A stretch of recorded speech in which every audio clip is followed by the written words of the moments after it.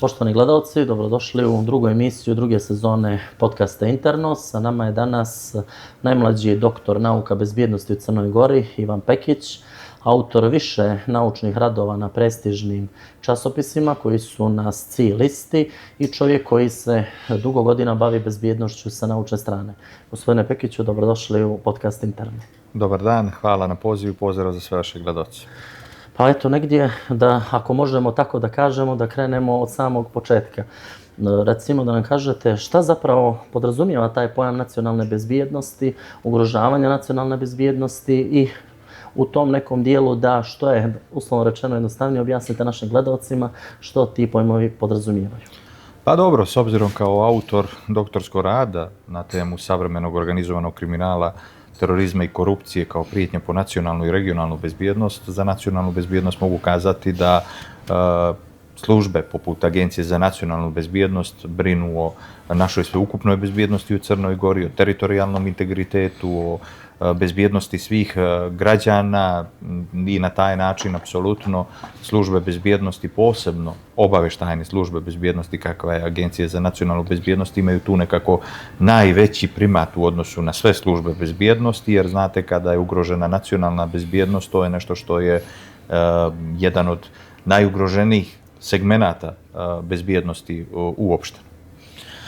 Recite mi, već sad kada smo negdje razjasnili taj početni, da kažem, dio, možemo li smatrati cijelu situaciju sa Milošem Medenicom, sa tim propustima koji su se dogodili, a govorit ćemo konkretnije o tome u daljem toku emisije, da može i takako utjecati na nacionalnu bezbjednost Crne Gore, ali i na percepciju pred stranim partnerima koju Crna Gora kao država i članica najsavremenijeg bezbjednosnog sistema, odnosno NATO sistema, ima? Pa jedno složeno pitanje na koje vam mogu odgovoriti, zaista o tom pitanju bi mogli govoriti i satima, kada uzmete u obzir i činjenicu da ne samo službe bezbjednosti koje su imali određene propuste u ovom slučaju, imate cijeli jedan sistemski propust, misleći na viši sud, a onda je na tužilaštvo i nikako ne mogu da prihvatim također ni ono saopštenje Agencije za nacionalnu bezbjednost da nije imala nikakvih dodirnih tačaka. Znate, radi se o licu koje je u bjekstvu, licu koje je optuženo za stvaranje kriminalne organizacije, za nezakonit uticaj i mnoga druga krivična djela koja su povezana sa savremenim organizovanim kriminalom i na taj način apsolutno smo poslali jednu lošu poruku da nam u Crnoj Gori, u državi, ne funkcioniše najbolje taj međuinstitucionalni sklad. Jer kada sam i kazao da se radi o sistemskom propustu, tu prvenstveno mislim da je operativnu odgovornost imala uprava policije u smislu preventivnih koraka. Znate, jer tu se ne radi o jednom sitnom prestupniku, već čovjeku koji je osuđen 10 godina i 2 mjeseca, tako da na taj način ne može se abolirati odgovornosti uprava policije, ali zatim ne može se abolirati odgovornosti također ni viši sud. Mogli smo gostovanje direktora uprave policije i zaista moram spomenuti ono gostovanje u vijestima kod Petra Komnenića kada je kazao da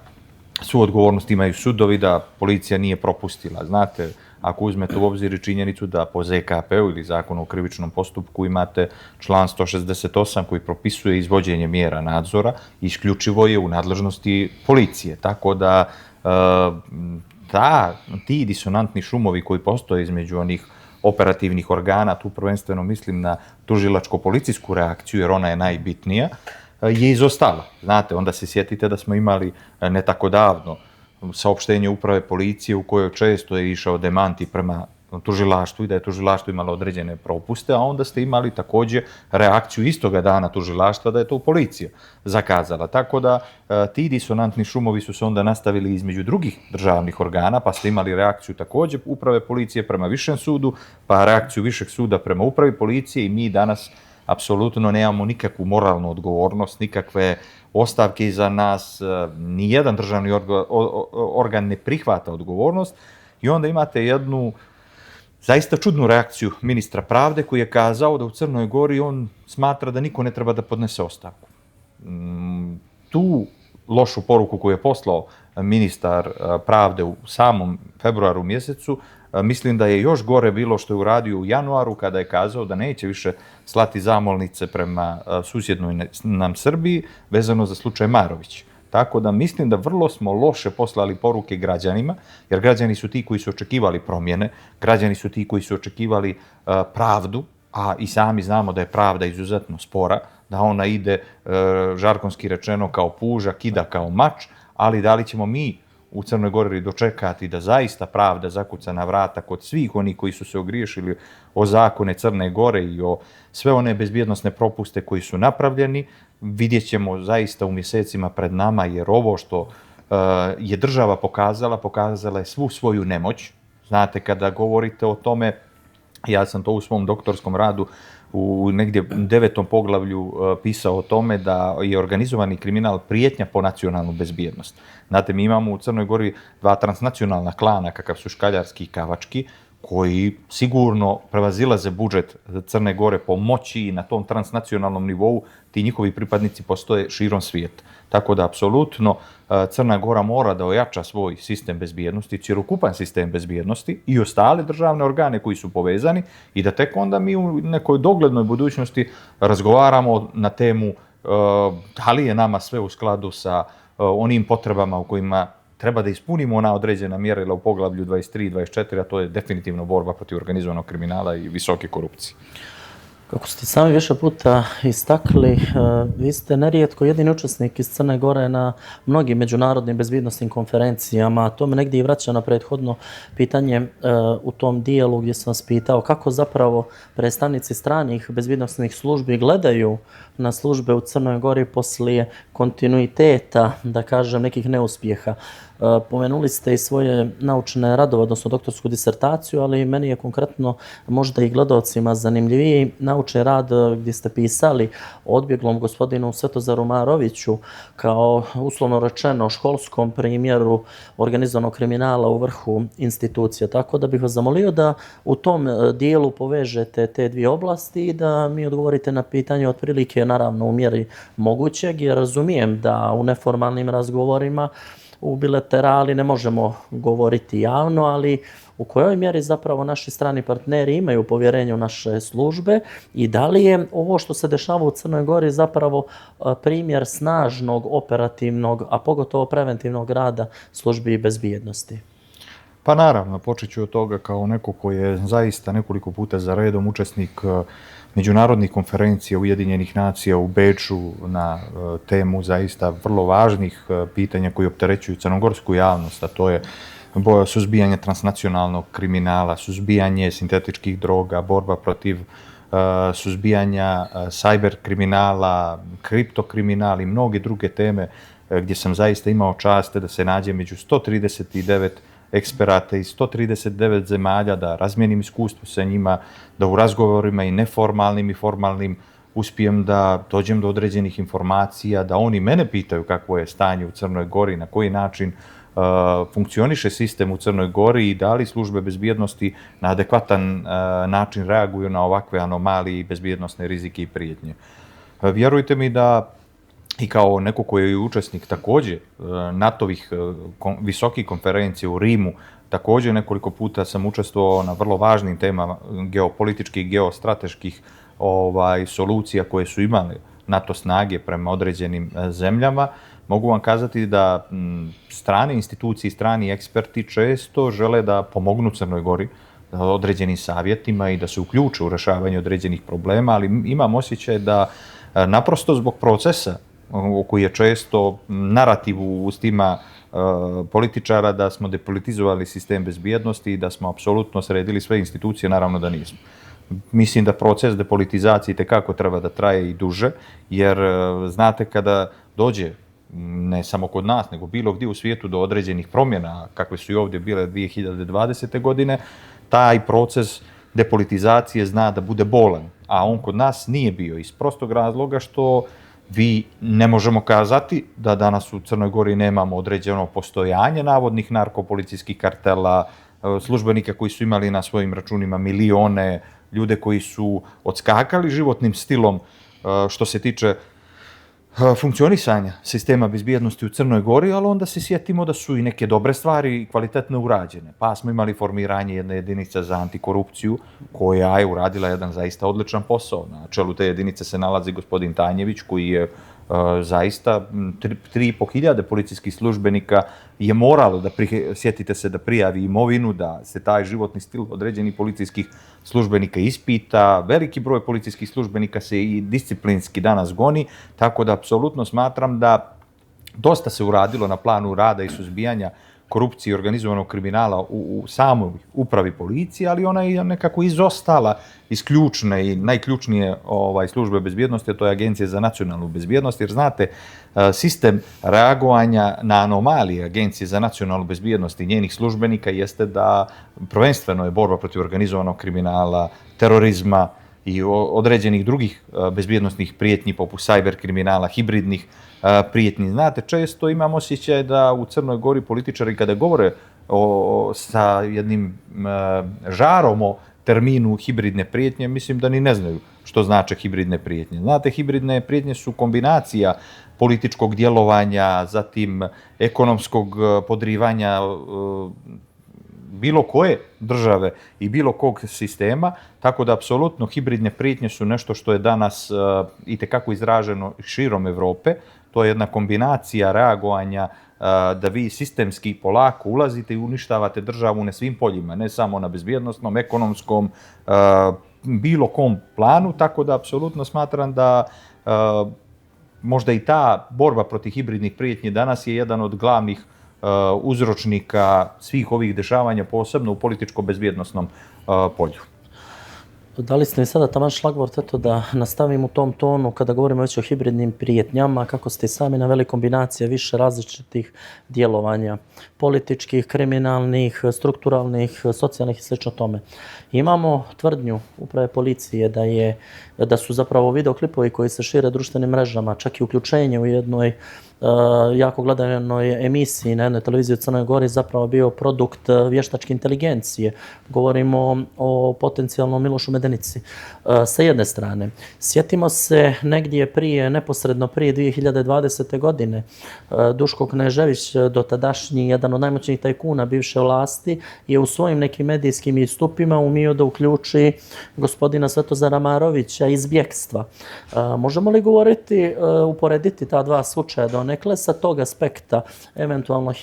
hibridne prijetnje, ali ujedno eto i da gledalci informišemo nakon što mi odgovorite da ste vi radili naučni rad na temu slučaja Svetozara Marovića, također prvi u Crnoj Gori, a ujedno da mi odgovorite u tome dijelu hibridnih prijetnji. Da, izostao je moj odgovor na naučni rad sprega nosioca javnih funkcija i organizovanih kriminalnih grupa, studije slučaja Svetozar Marović i jedan interesantan naučni rad u kojem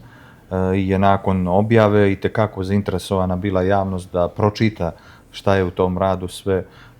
zabilježeno i urađeno na naučnom osnovu i mogu vam kazati da je to jedna zaista rana Crne Gore, jer kada imate prvog šefa organizovane kriminalne grupe koji je pravosnažno osuđen, ja često u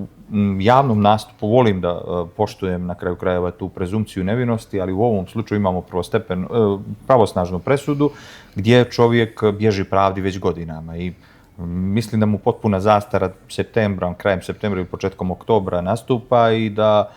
Svetozar Marović potpuno izbjegava taj dio pravde. Onda uzeo bih malu paralelu interesantnosti Svetozara Marovića sa aktuelnim problemom deepfake sadržaja koji je itekako atraktivan u zadnje vrijeme u Crnoj Gori, pa se sjetite da smo imali u jednom momentu razgovor između Duška Kneževića i Svetozara Marovića, također preko interneta bilo je direktno uključenje. Pa nijesam vidio da se tu stvorila neka fama, ali nismo imali nikakav deepfake, no smo imali stvarnog Svetozara Marovića koji nam je kao prvi šef organizovane kriminalne gostovao na jednoj od televizija i mi smo mogli uživo da ga gledamo. Tako da mislim da je pravda u tom smislu selektivna. Znate, imate nekoliko ključnih problema kada je u pitanju Svetozar Marović i pored toga što se taj čovjek nalazi na crvenoj Interpolovoj potjernici, međunarodnoj potjernici, vi imate onaj problem izručivanja države drugoj državi i naprosto zbog državljanstva koje je Svetozar Marović imao u Srbiji, Srbija ne želi da ga izruče. Tako da, apsolutno, to je jedna loša poruka koja se šalje između ove dvije zemlje, jer ako je Svetozar Marović uspio da pobjegne pravdi, a sve su prilike da mi govorimo o tome da je on pobjegao pravdi, pa uzmite u obzir i činjenicu da je čak i ministar pravde, gospodin Božović, najavio negdje usvajanje antimafija zakona i zakona o porijeklu imovine tek u decembru mjesecu 2026. godine. Gospodin Svetozar Marović onda na osnovu toga može potpuno mirno da spava. Da spava ukoliko se vrati u svoj Ukoliko se rodni vrati kraj, u Crnoj tako, Gori, u jest. Crnu Goru. Kad smo već kod tih stvari, govori se da se radi o deepfake tehnologiji, govori se o tome da su to posebni programi koji iziskuju veliko znanje, stručnost, ali i finansijsku moć. Recite mi po vašem mišljenju, ukoliko je, uzmimo sa rezervom, da je to zaista tako, da se radi o deepfake tehnologiji, da se radi o ekspoziciji jednog od najmoćnijih kriminalnih klanova, u odnosu na naše službe bezbjednosti koje, jel tako, rade u okviru zakona, koji su deficitarni sa kadrovima, ali sa stručnošću, što se i pokazalo u prethodnom, kad je dozvoljeno da im osuđeni šef kriminalne grupe pobjegne, i to da ne bude prvi, nego već jedan u nizu. Što to govori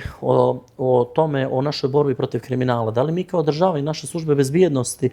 koje očigledno imaju kudikamo manje i budžete i stručnost i kompetenciju u odnosu na kriminalne klanove, možemo uopšte stati na put toj pošasti? Da li mi možemo sa ovakvim vidom borbe, a uzmimo u obzir i činjenicu da se, uslovno rečeno, prebacuje lopta iz pravosudnog u tužilački pa u policijski koš, uopšte građani Crne Gore mogu bezbjedno i mirno da spavaju i da vjeruju sopstvenim službama bezbjednosti? Pa dobro, ja uvijek vjerujem, zaista želim da budem neko ko gleda onako pozitivno na sve što se radi u Crnoj Gori, posebno u razvoju sistema bezbjednosti. Međutim, nekako taj mi entuzijazam opadne kada vidimo ovakve slučajeve. Znate da se radilo o izolovanom slučaju bjegstva Miloša Medenice, pa i da kažemo desio se bijeg, nisu za sve krivi ni policajci i policije, upravo policije Crne Gore. Međutim, imate posle samo par dana bjegstvo bivše specijalne državne tužiteljke gospođe Lidije Mitrović, koja je pravosnažno osuđena. Pa na 7 mjeseci, 7 mjeseci. Tako da, naprosto, ta sva dešavanja, onda ste imali, koliko se ja sjećam, vrlo brzo nestanak sa adrese za stanovanje gospodina Ljubiše Kana. Tako da, to nijesu izolovani incidenti. Pazite, to se sve dešavalo u nekom opsegu manjem od 20 dana ili mjesec dana. Tako da to izuzetno pokazuje nespremnost cjelokupnog sistema da reaguje na ovakve anomalije. Pazite, mi danas imamo podatak da imate neki 93 zatvorenika u kućnom pritvoru. Pazite, 93. A da li možemo onda odgovoriti na sve te bezbjednosne izazove sa policijskim službenicima koje imamo, na svih 93 zatvorenika u kućnom pritvoru, misleći se na ljude koji ili imaju nanogicu ili nemaju nanogicu, i da li će nam se neko od tih 93 lica ponovo vinuti u bjegstvo. Tako da, apsolutno smatram da, ne kažem da, i to moramo detektovati, a to je da imate određeni manjak policijskih službenika, da ni ti ljudi svojim nadljudskim naporima negdje i više smjena uspijevaju da pokrivaju sa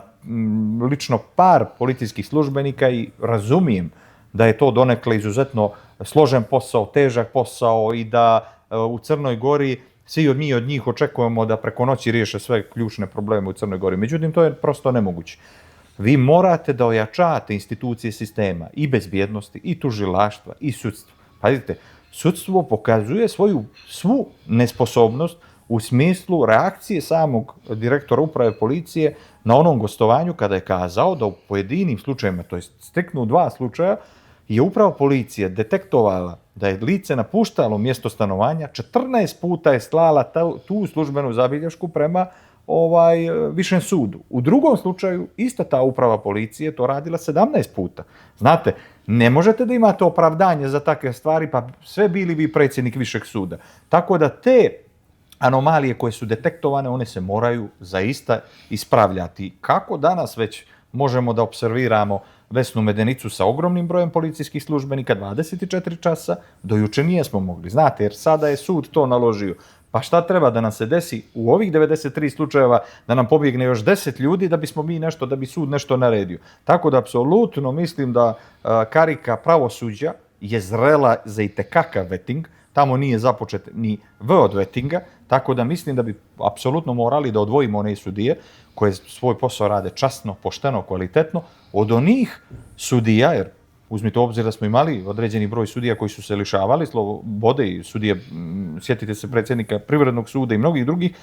da odvojimo te ljude za koje postoji osnov sumnje, da se oni procesuiraju u smislu da se provjeri, naravno, i tu poštujući prezumpciju nevinosti, da li uopšte ti ljudi su imali kakve dodirne tačke sa kriminalnim strukturama i na taj način sutra imamo nekako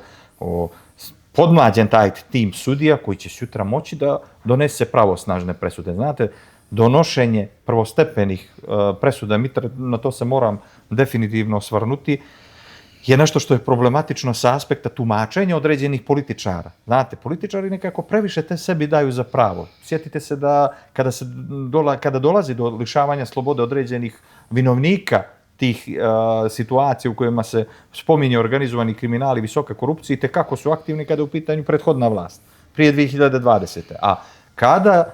nastupi lišavanje slobode bilo koga iz aktuelne vlasti, onda se digne i žargonski rečeno i kuka i motika na istog gospodina Novovića. Znate, ja sam u jednom svom intervjuu, mislim da je bilo na javnom servisu, kazao da gospodin Novović u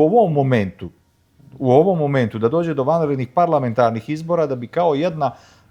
javna ličnost i čovjek koji svoj posao zakonito obavlja, sigurno pobjedio na tim izborima. I sad još jedno apostrofiram,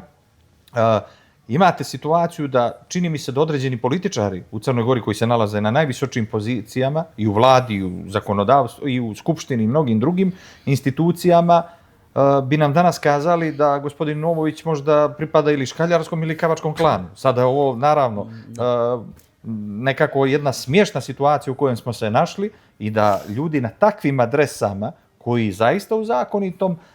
opsegu obavljaju svoj posao, gospodin Novović je to dokazao, znate, da je došlo samo do lišavanja slobode vinovnika i ljudi koji su učestvovali u takvim radnjama prije 2020. Svi bismo mi u Crnoj Gori rekli da gospodin Novović nekako targetira te ljudi iz prošlosti, međutim, kada je došlo do lišavanja slobode, pa se sjetite i Mila Božovića, i sad aktuelnih ljudi iz ove vlasti, i gospođice Bratić, naravno, poštujući također prezumpciju nevinosti za gospodina Božovića i za gospođicu Bratić, apsolutno smatram da onda se nekako taj narativ prema gospodinu Novoviću kvari. Ta slika u javnosti onda misle da će sa tim načinom uspjeti da pokvare nešto u radu gospodina Novovića. Ne, mislim da počev od sebe, pa od svih drugih u Crnoj Gori, za šta god da vas neko tereti, imate po članu 31 Ustava Crne Gore, i to često zaboravljaju političari, ja to često apostrofiram iz prostog razloga, jer ni predsjednik države, ni premijer države, ni predsjednik Skupštine nijesu iznad Ustava, i Ustav Crne Gore u članu 31 vrlo jasno i propisano kaže da u Crnoj Gori niko se ne smatra krivim dok se pravosnažno ne donese odluka da je kriv za neko određeno krivično djelo. Negdje da pokušam da sažmem vaš odgovor. Dakle, ključni problemi su zapravo, ne možemo reći, hajde, ni toliko tehnička opremljenost, ni te neke druge stvari, već dakle politička podrška koja je ponekad tu, ponekad nije, odnosno dakle političko tumačenje pitanja iz oblasti bezbjednosti koji, jel tako, de facto ne smiju biti predmetom političarenja, pogotovo ne dnevnog.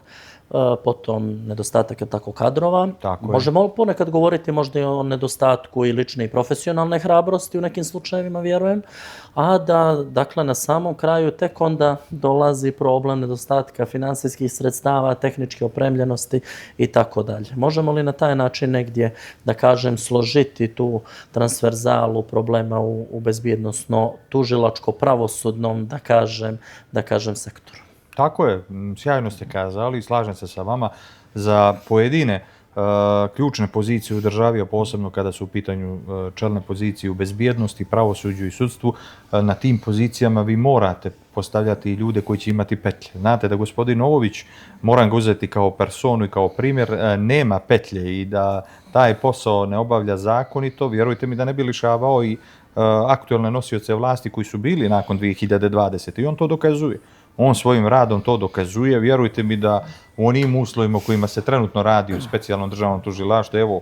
konačno više najavljuje se to renoviranje da je krenulo u staroj zgradi vlade i možete li misliti u tim mnogo kvalitetnijim i boljim uslovima, u proširenom sastavu specijalnog državnog tužioca,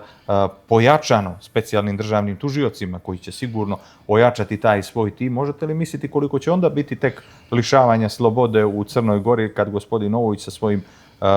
ojačanim timom, odličnim i kvalitetnim uslovima za njega i za specijalno policijsko odeljenje će izuzetno sigurno biti godina tek pred nama turbulentna i mislim da će u tom momentu se povećati i broj lišavanja slobode svih onih koji su se ogriješili o zakon. Sve to naravno u slučaju da gospodin Novović u tom trenutku bude na čelu, jel tako, specijalnog državnog tužilaštva. Negdje ste mi dali šlagvorta sada da vas pitam jednu stvar o kojoj sam ja negdje sa naučne strane razmišljao, a vjerujem i vi. Uloga medija i nevladinog sektora po pitanju bezbjednosti. Nerijetko, jel tako, svjedočimo i svjedočili smo i u prošlosti, ali i u sadašnjosti, da taj neki fenomen korištenja medija, jer u Crnoj Gori je de facto neki medij blizak nekoj strukturi i to je jasno definisano po narativu koji ide, dok je negdje civilni sektor, odnosno konkretno određene nevladine organizacije u istom smislu. Koliko zapravo mediji koji su definitivno i de facto dio civilnog sektora sa nevladinim organizacijama učestvuju u kreiranju određenih bezbjednosnih, da kažem, pitanja, često i kao nosioci, odnosno podnosioci određenih krivičnih prijava, iako po ZKP-u znate da to može biti oštećena strana i slično tome, ali one u tom dijelu učestvuju. Recite mi, kako vi vidite tu situaciju medija i civilnog, odnosno NVO u tom dijelu? Pa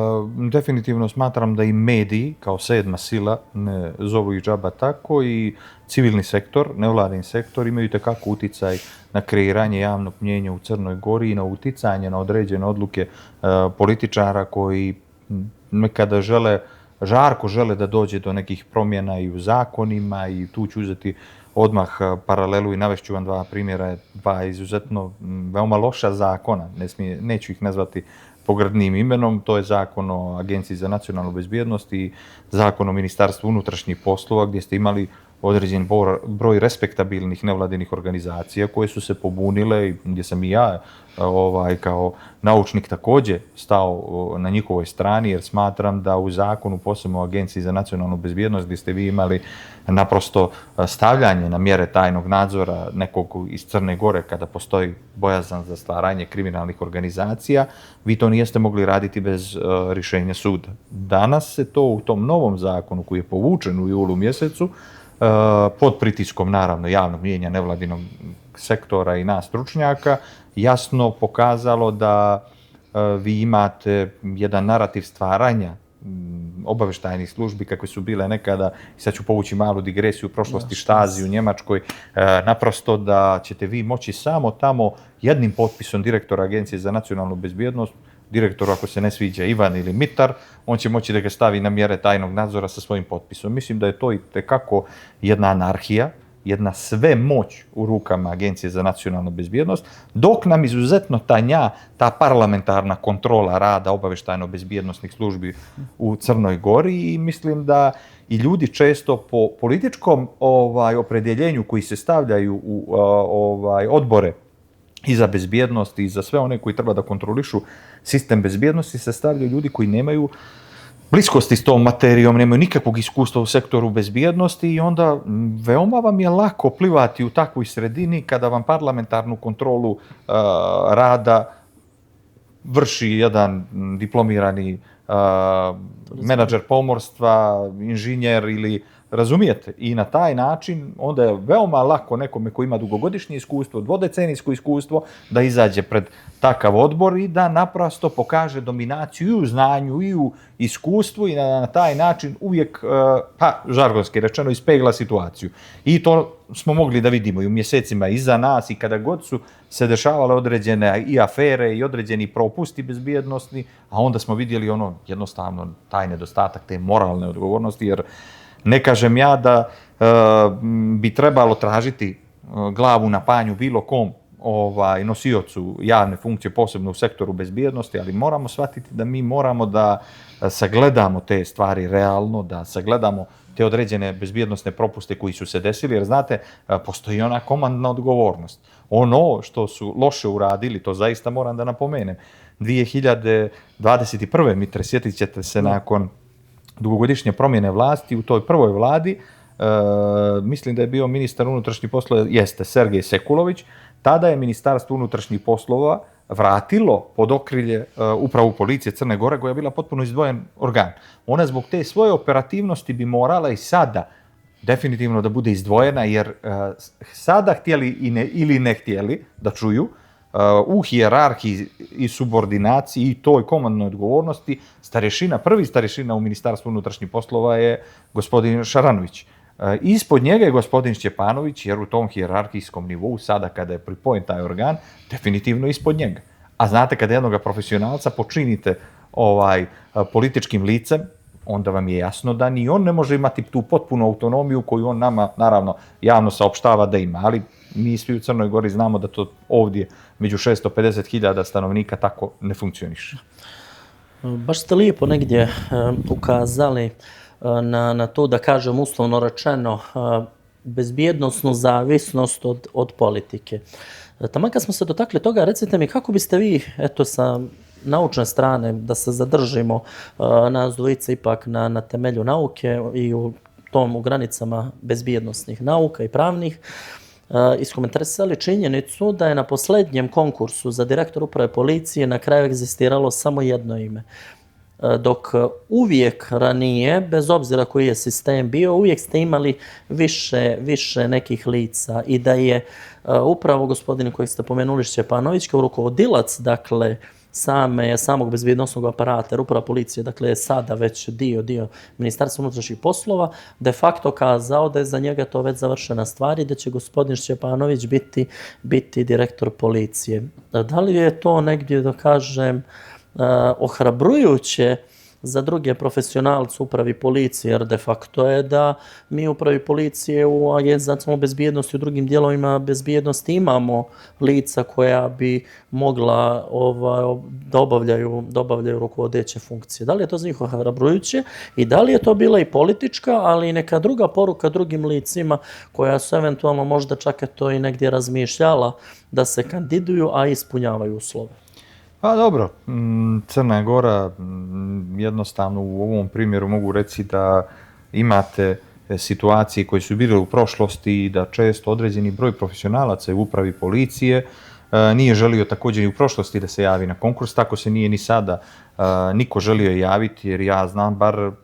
5 policijskih službenika koji imaju veće iskustvo od gospodina Šćepanovića i obrazovanje na Policijskoj akademiji u Beogradu i mnogim nekim drugim radnim iskustvom na veoma visokim pozicijama, što naravno ne umanjuje ni značaj njegove radne biografije i iskustva, ali opet kažem, imam osjećaj zbog tog narativa, veoma izraženog političkog, mislim da nijesu profesionalci koje itekako imamo u upravi policije željeli da se jave iz prostog razloga, jer i sami su znali da je to radi reda bi bilo pojavljivanje u javnosti, jer i ministar je javno kazao na nekoliko javnih nastupa da punu podršku ima njegov kandidat gospodin Šćepanović i da on kada se javio na tom konkursu bio je jedini kandidat. Koliko se sjećam, mislim da se spominjao i neki gospodin Braunović,